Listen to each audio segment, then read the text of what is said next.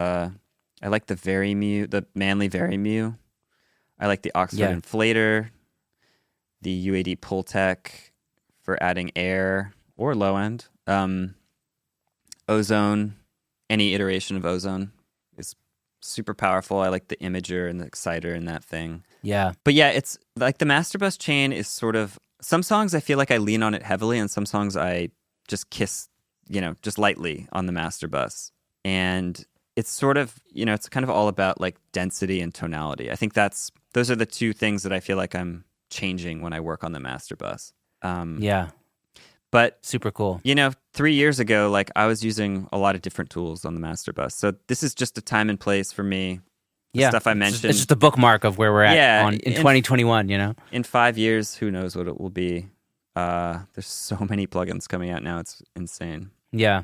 I love your like, I don't know, just flexibility and just I don't know. It seems like you're just always serving the song and using your using your ears and your brain and just making decisions based on that. Yeah, not just on your routine. I think that's awesome. It's a great takeaway also for the audience. Yeah, like it is what I do, but I feel like I learned that from listening to other successful engineers talk about it. Like I drilled it in my head by listening to hundreds of interviews with the greats. Like and we have that capability these days with the internet and like the proliferation of audio knowledge through interviews. Like we're doing it right now, and goes all the way back to like kind of, I guess like Gear Slut's Q&As and maybe the occasional Sound on Sound like profile column or something. But yeah, Pensado's Place mixed with the masters, all these like random little websites that would do interviews. Like there was this British website called recordproduction.com that had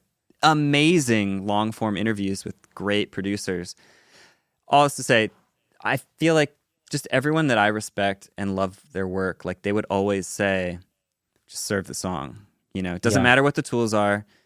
It's about getting your vision across and like thinking musically and thinking about, it's magic, You can't look at it as some sort of like predetermined process that you do. It's like completely abstract all the time.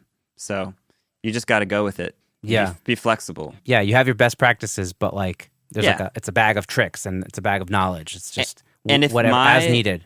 Yeah, and if my bag of tricks is not working, like I have to be okay with throwing it out the window and just trying something different. Absolutely. Otherwise, I don't know. It might just not be that great. I love it, man. Yeah. Wow.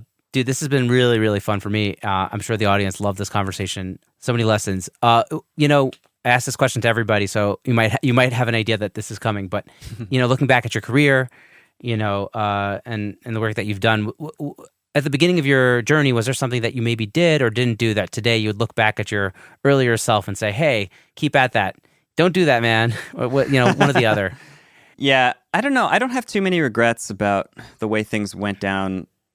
I was so lucky to have so many opportunities to get my hands dirty with audio. Like we didn't talk about the live sound stuff much, but that was like a whole insane thing.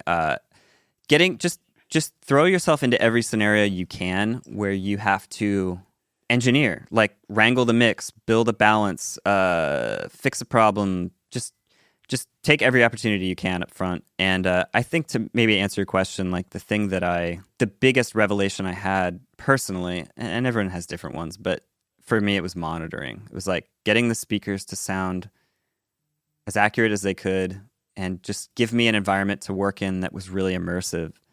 Right. That's when everything started to make sense. Like all my intuitions fell into place once I could tell what I was doing. And I'm sorry, but when I had the small New York bedroom with the monitors and like just wall panels, like there was still insane acoustic problems going on. I couldn't hear the difference between notes and the bass very well, and I just felt lost. And getting the acoustics right allowed me to like figure out my technique. It's literally like putting on glasses. Yeah, it is. It actually is. I mean, it's getting your room acoustics right is really hard, and there's still so much I wish I knew that I don't about how it works and the physics of sound and all that. But yeah, take it seriously. If you're into mixing and you're into like optimizing sonics and building finished products that sound awesome, monitoring is what you want to learn about and like invest in. If you're a songwriter and you love lyrics and you love recording and vibing with artists, don't worry about it. Just do your thing. Yeah. But if you're like a sound geek like I am, monitoring is where it's at. Yeah. Love it, man. Yeah. Woo, Andrew, what an interview, man. Thank you so much for your time and sharing your Sure. wisdom on the podcast. And great to meet you. Yeah, you and too. Maybe next time I'm in New York, we can get a beer or something. All right. And yeah, man, have a great one. And thanks for your time. Really appreciate it. Thanks, Ben. See ya. Thank you so much for listening to this episode of Secret Sonics. I hope you enjoyed my conversation with Andrew as much as I did. If you enjoyed this episode or any of our other episodes, I'd super appreciate it if you would go to Apple Podcasts and leave us a rating and review. It really helps the show. And if you could share this episode or your favorite episode with a friend or two, that would also really help the show move forward. In addition to that, you can find us on social media. Just search for Secret Sonics. We're on Facebook. We're on Instagram. And you can email me at secretsonics@gmail.com if you have any comments, feedback, guests you might want to recommend, anything like that. So that's about it for now. Until next time, I hope you guys have a great week. Stay safe out there and dig in. Bye-bye.